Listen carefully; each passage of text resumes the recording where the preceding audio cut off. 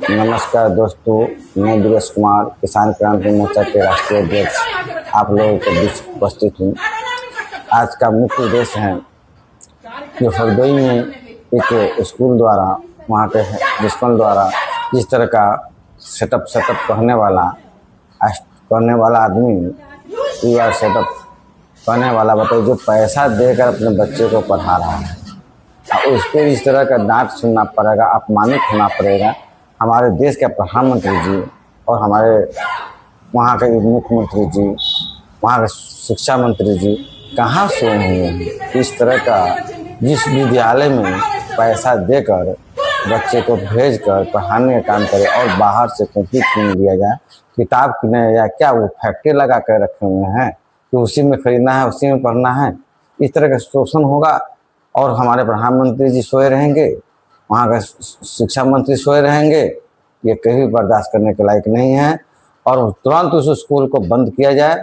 और मैं मांग करता हूँ भारत सरकार से, वहाँ की यूपी सरकार से कि ऐसे विद्यालय को तुरंत नोटिस किया जाए और उस तरह बंद किया जाए। और शिक्षा के तरफ एक होना चाहिए, सारी प्राइवेट सेक्टर को बंद किया जाए।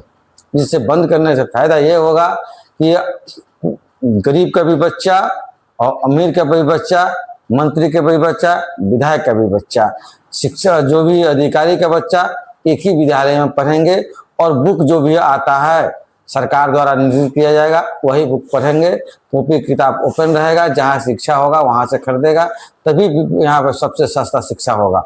नहीं तो इस तरह का जो शिक्षा माफिया लोग हैं कभी भी सुधार नहीं होगा।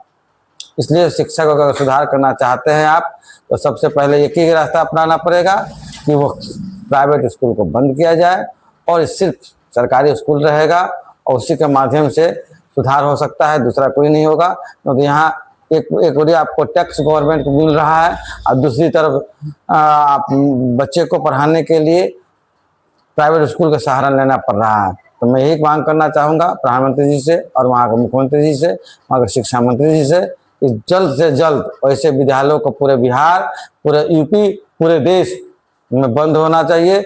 एक ही वो होना चाहिए, शिक्षा स्वास्थ्य के लिए कोई प्राइवेट सेक्टर नहीं होना चाहिए। गवर्नमेंट को जब टैक्स हम देते हैं तो शिक्षा स्वास्थ्य का जिम्मेदारी सरकार की होनी चाहिए। और मैं यही कहना चाहूँगा कि ये इस पर सुधार हो जल्द से जल्द।